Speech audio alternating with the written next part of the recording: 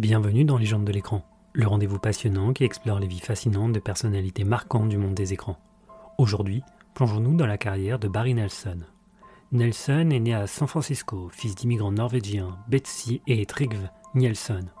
Son année de naissance a fait l'objet de débats, mais elle est indiquée comme 1917 à la fois sur son dossier d'enrôlement dans l'armée de l'air en 1943 et sur ses registres d'inscription sur les listes électorales de 1993.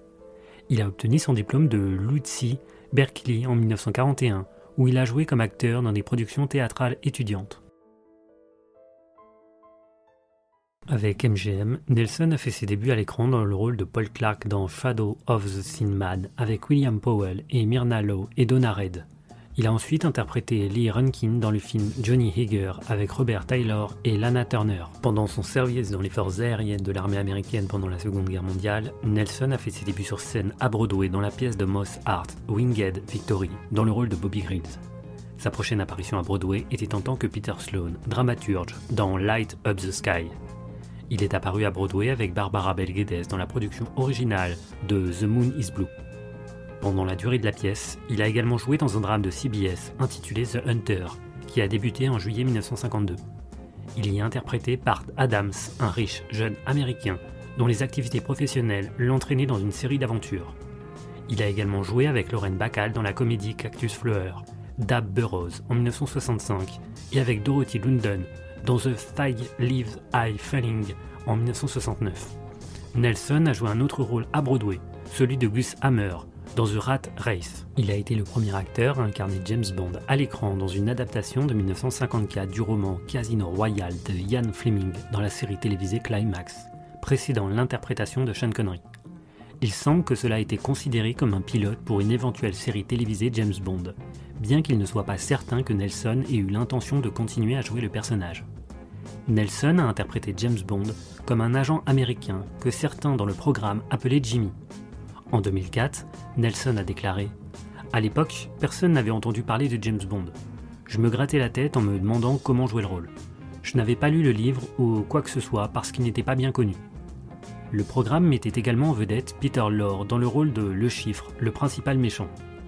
Nelson a plus tard noté que l'opportunité de travailler avec Lorre était la raison pour laquelle il avait accepté le rôle. Pendant la série télévisée de 1959, Nelson a joué dans 39 épisodes de Hudson Bay, interprétant Jonathan Banner.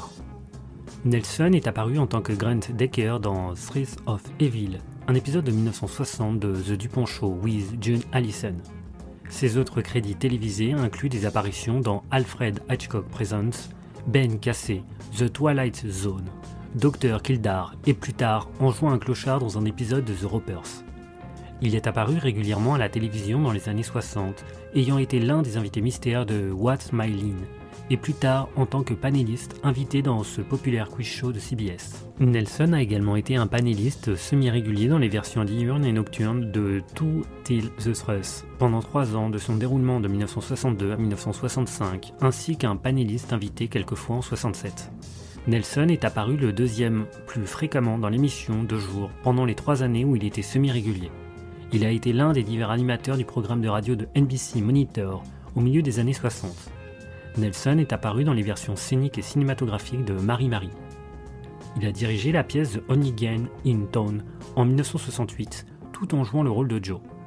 En 1978, il a été nommé pour un Tony Award du meilleur acteur dans une comédie musicale pour son rôle de Dan Connors dans la comédie musicale de Broadway The Act avec Liza Minnelli. Nelson a eu un rôle notable en tant que Stuart Ullman, le directeur de l'hôtel Overlook, dans le film d'horreur de Stanley Kubrick The Shining. Sa dernière apparition à Broadway était en tant que Julian Marsh dans 42 Street. Il était un acteur très naturaliste et crédible, a déclaré son agent Francis Dedulka. Il était bon aussi bien dans la comédie que dans les rôles sérieux. Nelson est décédé le 7 avril 2007 alors qu'il voyageait dans le comté de Bucks en Pennsylvanie, 9 jours avant son 90e anniversaire.